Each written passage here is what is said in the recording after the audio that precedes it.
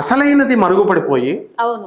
మామూలు ఫేక్ కి చూసి దేవుడి మీద నమ్మకం కోల్పోతున్నారు, విషయం మీద కోల్పోతున్నారు, గురువుల మీద నమ్మకం పోతున్నారు. కాబట్టి ధర్మం ఎప్పుడూ కూడా నిలబెట్టాలన్నదే కృష్ణతత్వం. కాబట్టి మనము అది ప్రతి ఒక్కళ్ళ బాధ్యత కూడా. అంతేగాని కృష్ణుడు నాకు ఇష్టం, కృష్ణుడు నేను పూజ చేసేస్తాను, ఈ చేసేస్తే సరిపోదు. సో లార్డ్ కృష్ణ యొక్క తత్వము ఏంటంటే ఐడియాలజీని, కృష్ణుడి యొక్క ఐడియాలజీని మనం ముందుకు తీసుకెళ్ళాం. ఇదమ్మా శంబలాగ్రం.